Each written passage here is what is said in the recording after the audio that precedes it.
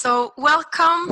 I'm really happy about talking about this retreat because it's very close to my heart. My name is Katarina and I'm an esoteric astrologer and also a yoga therapist. And on this retreat, it is held in a very important year in 2020. So 2020 is a very big year where a lot of cycles end and new ones begin. And it's a year where everybody is kind of a little bit forced to go deep inside themselves and take responsibility for whatever happens in your life, whatever you are struggling with. It could be patterns in your life. It could be things related to karma. And that 2020 is the year where everything is kind of surfacing and gaining attention from you if you want it or not. So it's best to kind of be conscious in the year of 2020. Let's see, it was just some microphone that has to be muted again. There. So it's a year where everybody has to take some sort of responsibility for their lives, and that it's a year where not everything is supposed to kind of be about you or about me or ourselves, but it's a year where we have to kind of look also outwards and be of help and be a part of the energy that is kind of racing on Earth, because it's going to be a year with a lot of power struggles, and it is also ending with the great conjunction that always happens every 2,000 years. So it's a pretty big thing that's happening. And all the people that are kind of wanting to participate on this retreat, it's of course for yourself to kind of dig down deep inside of yourself and to get things up to the surface so you can work on it and heal yourself. But it's also something that you will be like a part of a group that is joining forces in Glastonbury. That is one of the most sacred places in Europe. So gaining forces to kind of be a part of the change and to be a part of working with more light, more love on Earth, because that is indeed very needed in 2020. So we're kind of looking for people with a big heart that want to do some good work on themselves, but also be a part of a group that wants to do something good for the bigger picture.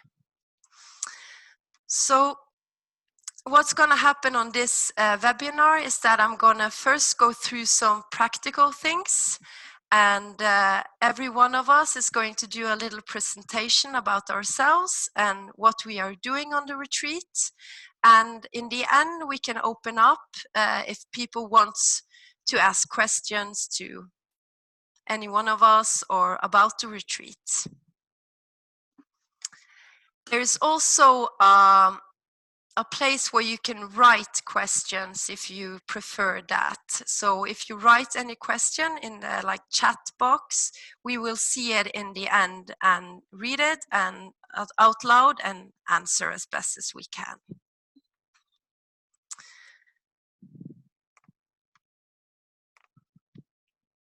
So the retreat will be held on a place called Paddington Farm that is very close to the town of Glastonbury. It's in walkable distance, and it's also very close to all the main sacred places in Glastonbury. So we will visit the sacred places as a group, but many of the places are also open if you want to go out on yourself in the nighttime and just sit on those places and meditate and do whatever you want about that. So just being there is pretty strong, and Halva will tell you a little bit more about the place in general, how important it is.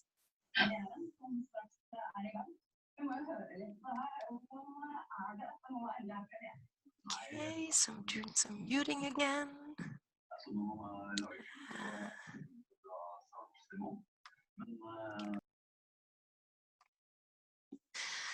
So it's in very beautiful natural environment.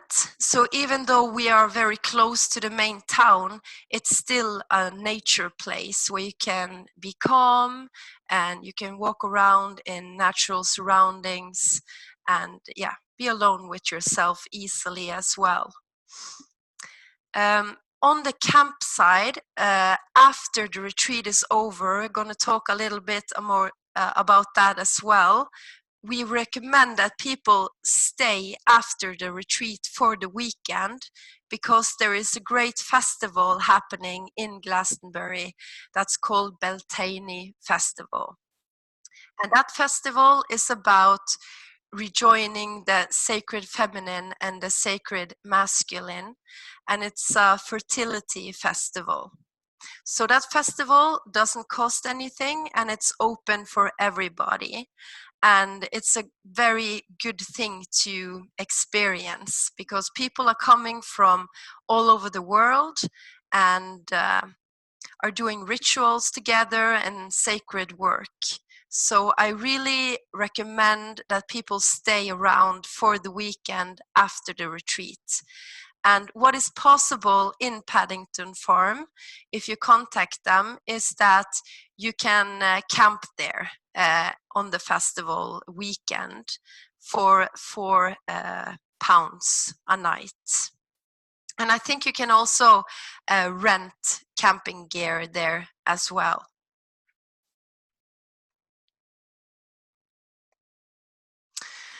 So here's just some pictures of the main sacred sites that we are going to visit. As I said, that Halva is going to talk a little bit more about that later. But this is Avalon. It's the Tor. It's the symbol of the sacred masculine. And the temple down here is the symbol of the sacred feminine. And we also have two wells that is also a symbol of the sacred feminine and masculine, also the sun and the moon. And we're going to visit all these places. So very practical about the prices. Before New Year, we have like an early bird discount, and it will cost 8,000 kroners. After New Year, it's 8,500 kroners. And you will reserve your place by paying a deposit for 2,500 kroners before New Year if you're going to get the early bird. So you don't have to pay the whole thing at once. The price includes the stay at Paddington Farm for the whole retreat. It includes all the different workshops and rituals and also food. We're going to have our own chef on the site that's going to make all the different meals, and it's going to be vegan or vegetarian.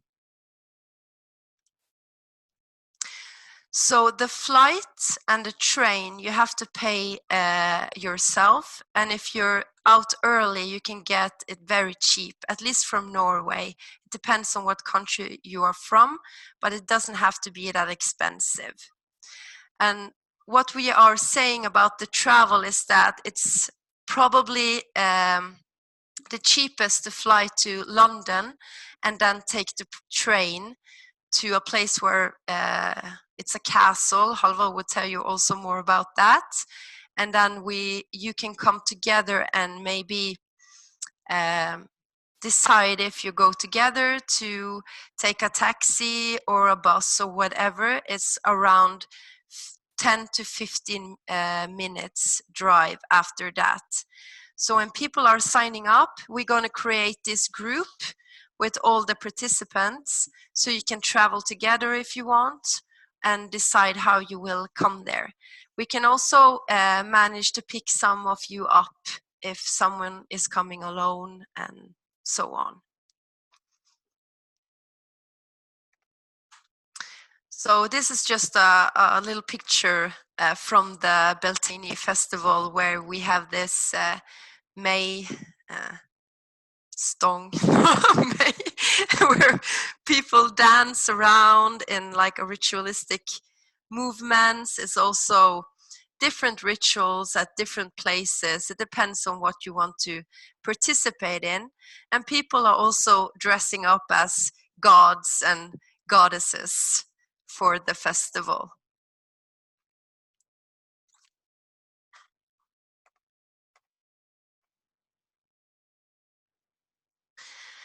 So first I'm going to tell a little bit about me. Like I said, I'm an esoteric astrologer and a yoga practitioner. And what I'm going to do at the place is that I'm going to participate in the rituals that is held. I'm going to tell you a lot about the astrological cycles that we are in at the time.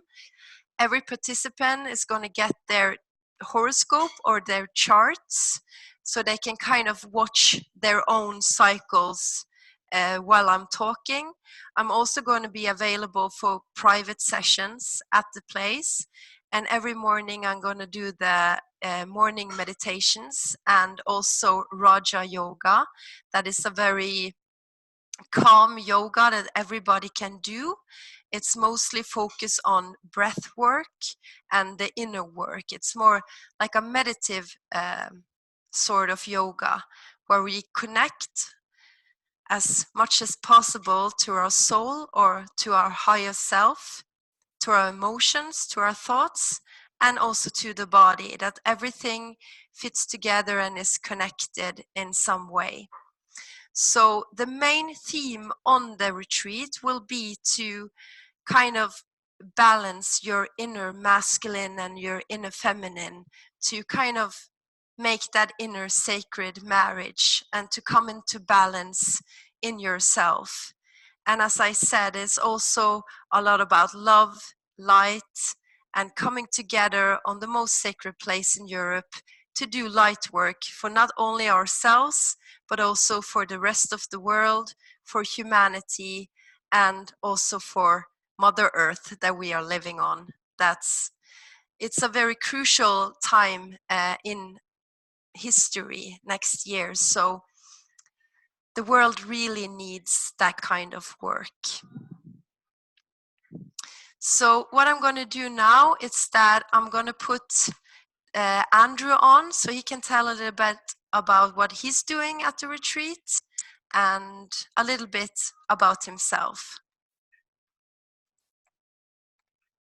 Okay, thank you, Katarina. So I'm going to be there supporting, I guess, during the week and helping with the rituals and whatever needs doing. And then my main function there is working or providing the Kambo ceremony. So some people may have experienced Kambo before, some people may not have. It's going to be your choice whether you join in that ceremony. So you don't have to do the Kambo ceremony. If you want to just come for the rest of the retreat, then that's great. What Kambo is, it's using a secretion from an Amazonian frog, and very simplistic explanation is it's a very quick and deep detox and resets for the whole system. It works on the body on a physical level, but also energetically, spiritually, emotionally. And I think it sits really well in this retreat because it can be used for all kinds of physical healing. But in terms of the theme of this retreat, balancing the masculine and the feminine, it's a very effective tool for going very deep within yourself and bringing balance to your whole self and taking whatever has come up for you over the days of the retreats. If there's something that you really want to work through or let go of or step into, then Kambo is a really useful tool for helping that to happen. My experience in terms of leading Kambo ceremonies is I've been working as a practitioner for just over 5 years now. I'm a master practitioner and trainer, so I teach other people to hold the ceremonies. So I'm very experienced in terms of working with Kambo. It's something I really love doing, and I really love holding that space for people. and it's going to be a really lovely opportunity to do that for you guys there in Glastonbury, and also having support with some live music maybe during the ceremony and afterwards.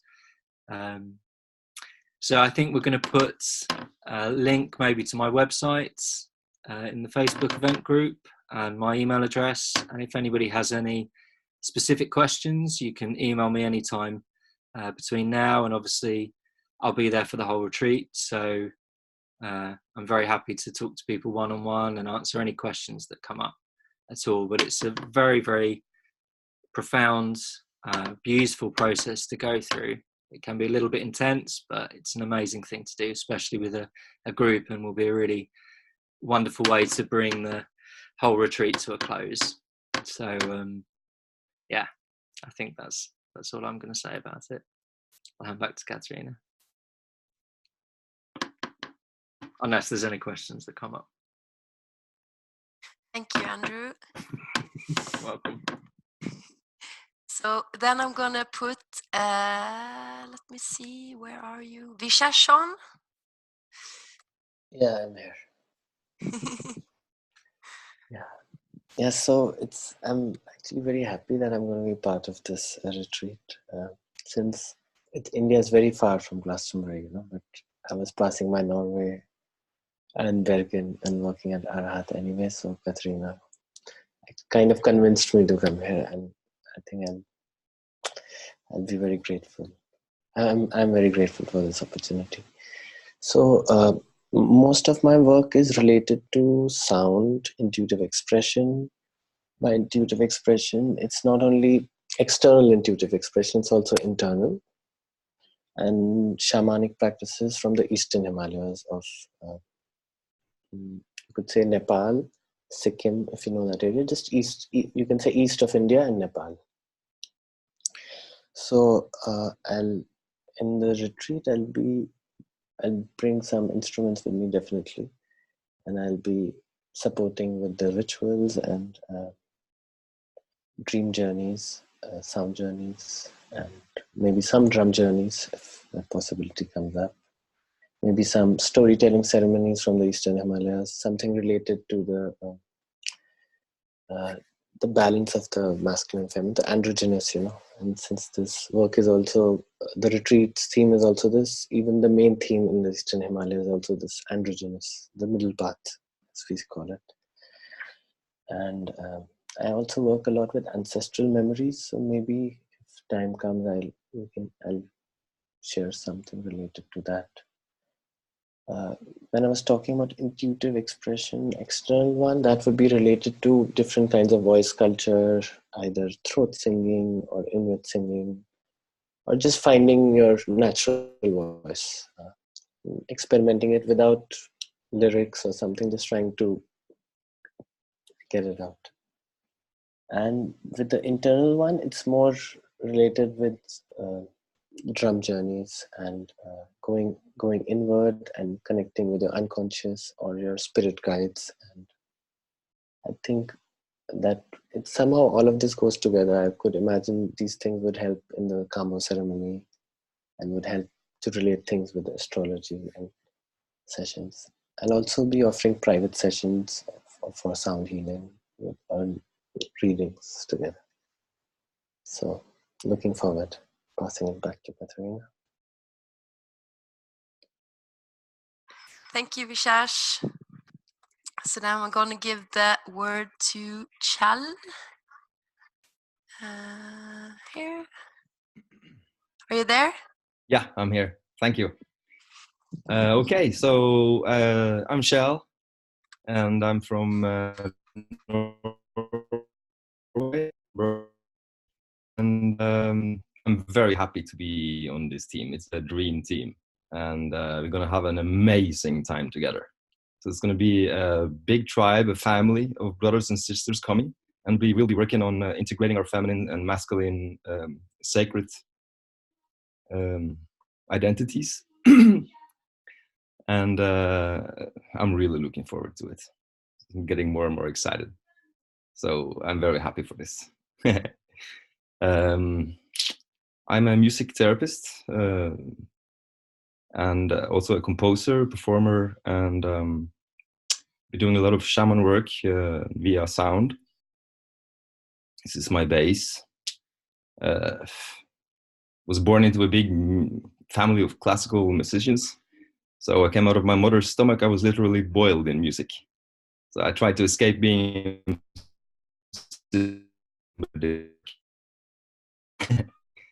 and yeah, at the retreat I'll be assisting both Halvard and Katarina and Andrew in their ceremonies and in the yoga and in the meditations, together with Vishesh doing the sound and the music, audiovisual ambiences.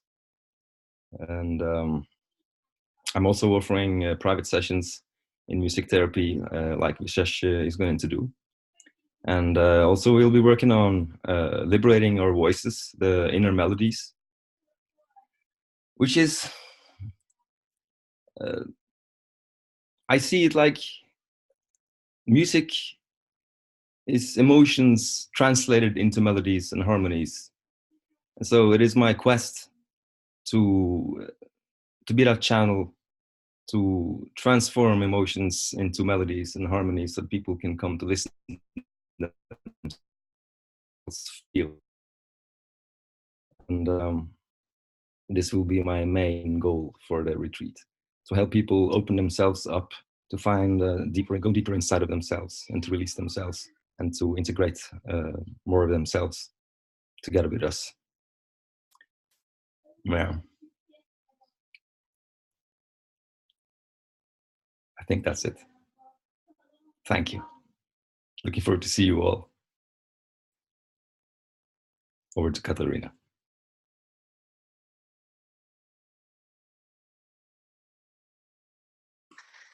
So I'm giving the word to Halvard.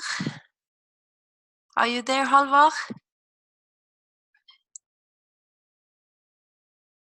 Halvard?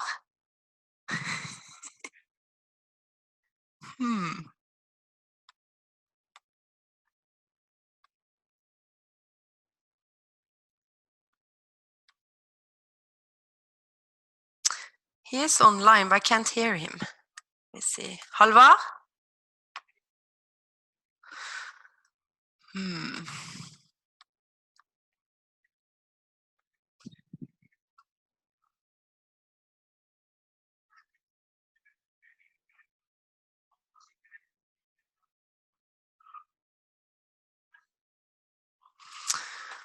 I can't hear him, but he is here.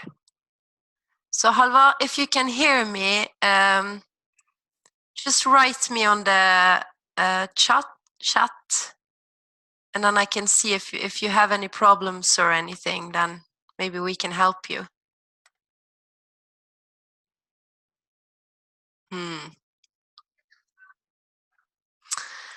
So if he's not managing to make any sound or camera, Halvard's thing, what he's gonna do is that he's gonna tell us a lot about the runes, and he has found out like a very secret rune system that he's gonna show us, and he's also going to take us into some rune rituals around the sacred places. And he is also the person who knows the most about Glastonbury and all the sacred places. So he's going to tell us everything about what the different places are about, and why we are doing rituals at that exact spot. One of the Halvard's also main things is that he works with ley lines, and that is kind of power lines, or energetically. He's gonna say this a lot better than me, but I'm just trying since we're online right now. But there's different lines that are connected to different sacred places that are like in perfect alignment with each other, that goes through different temples, different stone circles, and the sacred places on earth. So he knows where all these lines goes through in Glastonbury. So he's kind of going to take us to the most energetical places to do rituals and meditation and inner work. Still not there, Halvar? Okay. So, okay, let me see.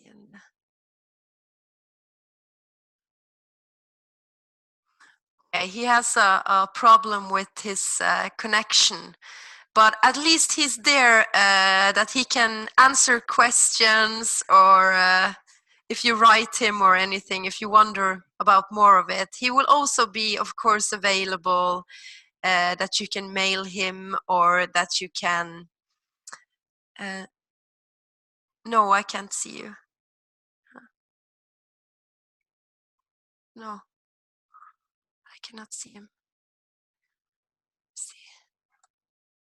Oh, there. Yeah, we can see you, Halvar. But we can't hear you. But there he is. You can see him, everybody. So he's the one that's kind of most knowledgeable about the place in general. And that he will tell us about the most sacred places, the ley lines of the place. The rituals will be mainly held by Halvar. And some of the rituals he has also made himself. I think maybe that's it. Yeah, good. So I think that's kind of it. The main theme about the inner masculine and feminine, and also doing all this work. Like some places and in some retreats, there are maybe very like a time schedule. What we do is that we will like to see who the group is, what the group needs the most as like a whole group, and in the cooperation and the energy inside the group, what we will do more of or less of, but everything will be there. So the first day, it will be in the evening where everybody is meeting up in Paddington Farm. And that would be a day of introduction, getting to know each other. And then Shal and Vishesh is going to do like a sound journey where everybody will lay down and meditate and travel inside themselves, but also as a group. So the group will make like a very big connection the first day through that sound journey.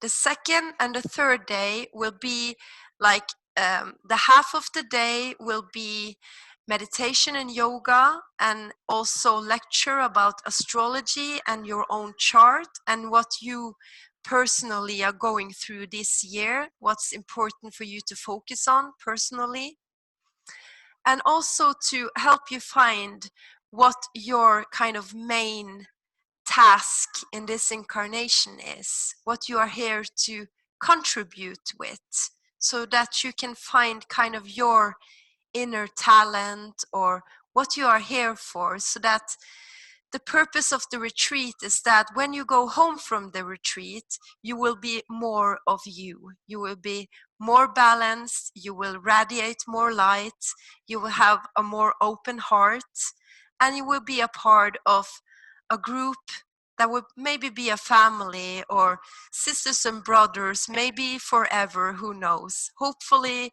would be like that. That is a group that you can always reconnect with, and that will help you remember what you thought on the retreat. Because sometimes it's easy to forget when you come home from a retreat, and when you go back into daily life, then you forget little by little what you learned.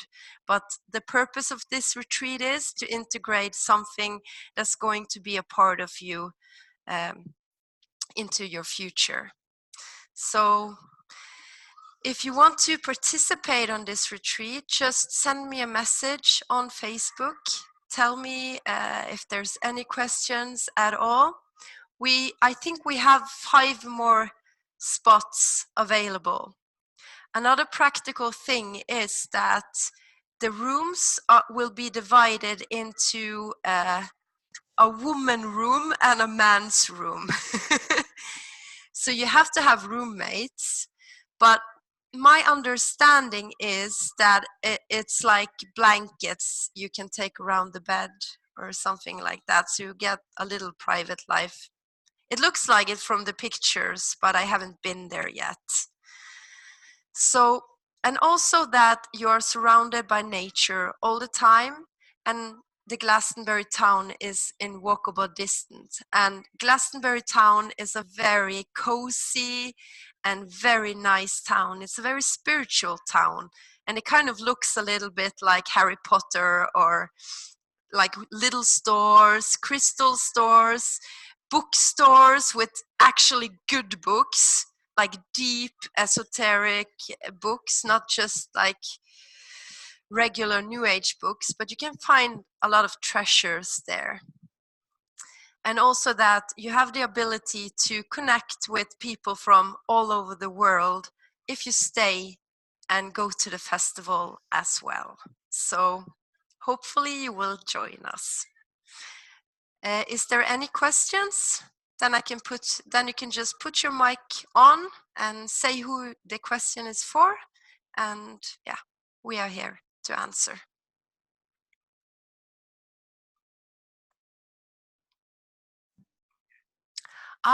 Dates. The dates are the 27th of April until the 1st of May.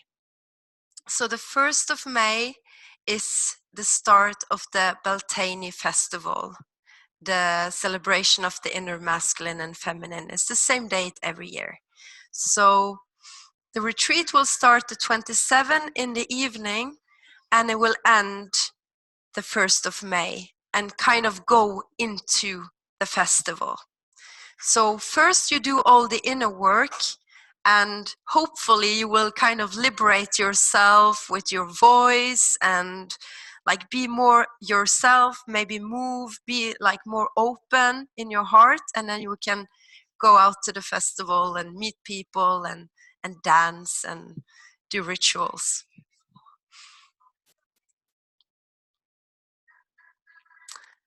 Okay. Is there any more questions?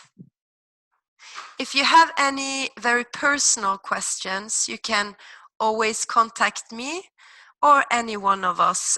Everybody is on Facebook, and I will send a link, an email address at the main event.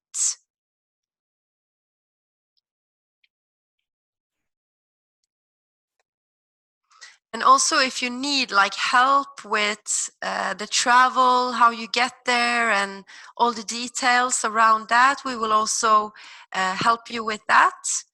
And like I said, you will be part of a Facebook group with all the other participants, so you can talk to each other, maybe get to know each other a little bit before you travel, or like book the same flight or the same train if you don't want to travel on your own.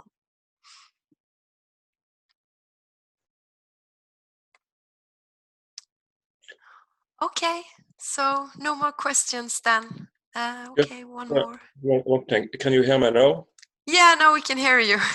Good. Oh, Jesus.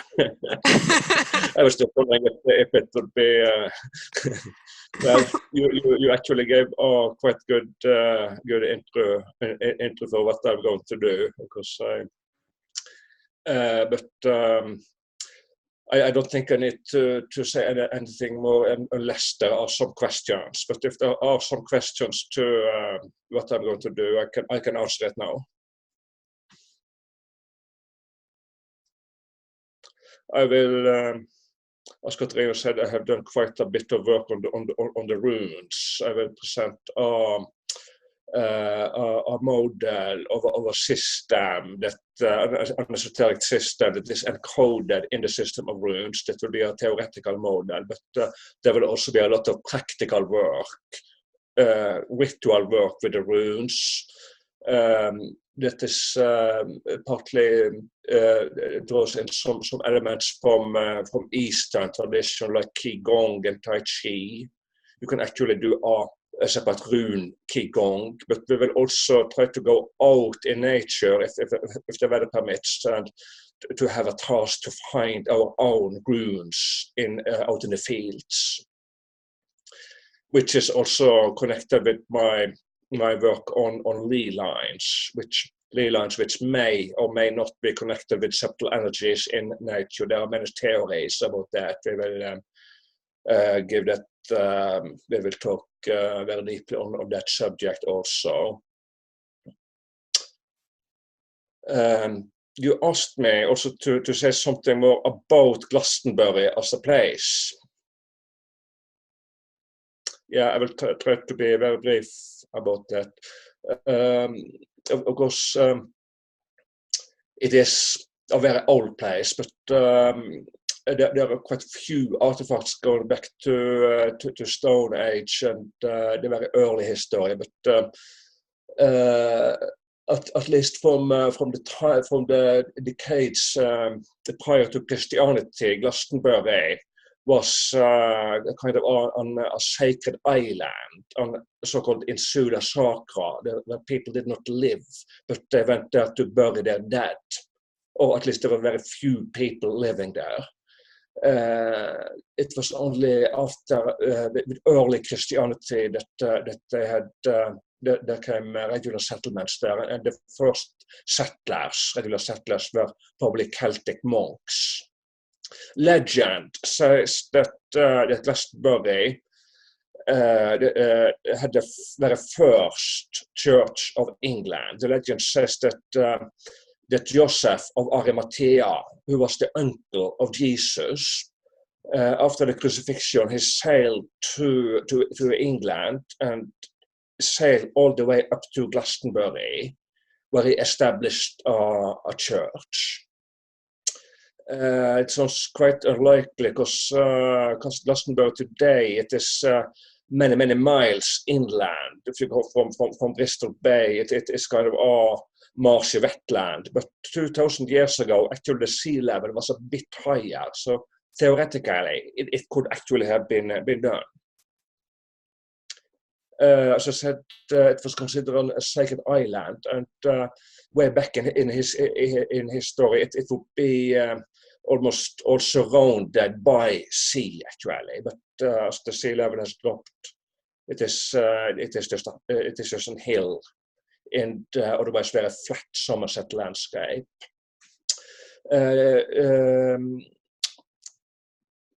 Well, we don't know very much for sure about the earliest history, but at least in medieval times, after the Roman times, the monastery of Glastonbury was very important for many centuries, until it was only, I think, in the High Middle Age. It's just that it lost prestige to say Canterbury and other sites that are more central in England.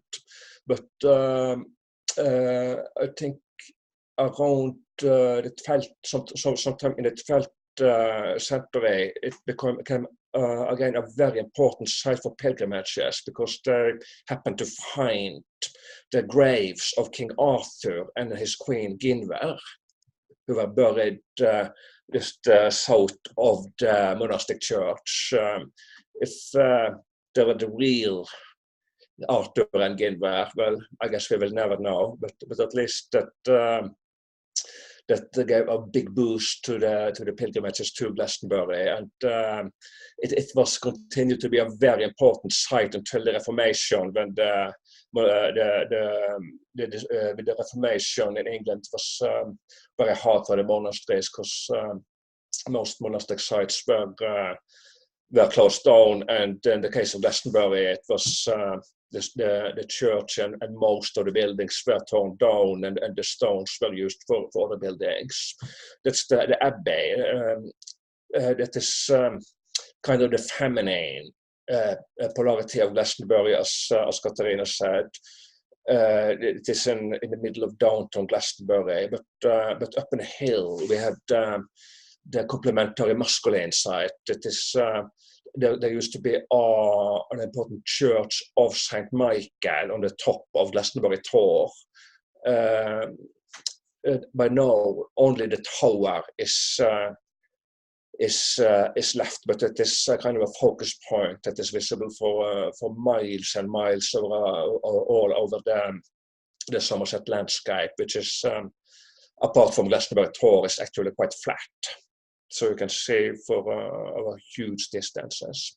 Also, there are a couple of sacred wells. You can see them on the pictures. We have this the red well, or red spring on these pictures, but also another spring called the white spring. So also here is kind of a complementary thing about the masculine and the feminine.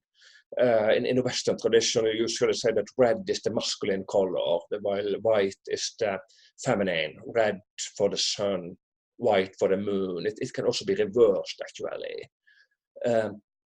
But anyway, both these waters have their sources underneath Glastonbury Tor. And it is said that if you treat these waters properly and mix them in a proper way, it is kind of an alchemical process. It unites the masculine and the feminine, and these waters are very much used ritually for that purpose. And there are both waters have a very high quality. It is perfectly safe and highly advisable to drink it. As a sacred place in modern times, after the Reformation, with the dissolution of the monasteries, Glastonbury was kind of always forgotten place until early in the last century, where people who were sensitive to energies in the landscape, people who were involved in esotericism, tended to come there, and some decided to stay there, like Diane Fortune did. She's perhaps one of the most famous British occultists of the 20th century.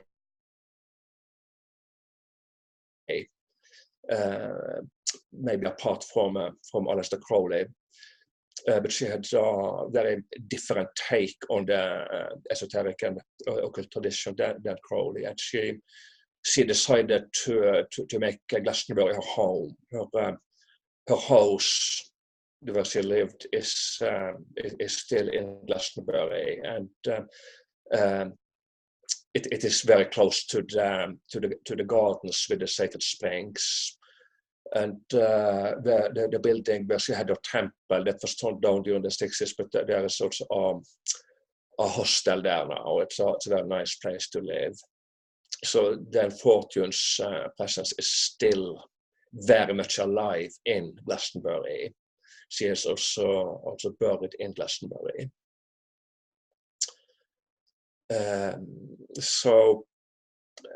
after that, after her time, she died in 1947, I think. And after the rise of the New Age from the 1960s and onwards, then Glastonbury has also become a very important pilgrimage also for all sorts of alternative spirituality, New Age people from all over the world. And but as Katarina said, you have some of the bookstores actually will have the best quality you can get of spiritual books, but of course also the whole spectrum. As I used to say, that Glastonbury has everything from plastic shamans to genuine goddess temples. And I should also mention that there is a very, very nice temple to the goddess in downtown Glastonbury, which I highly advise you to visit. I have a friend who is actually a priestess for the goddess at that temple. I think that will be all for now, unless there are any questions.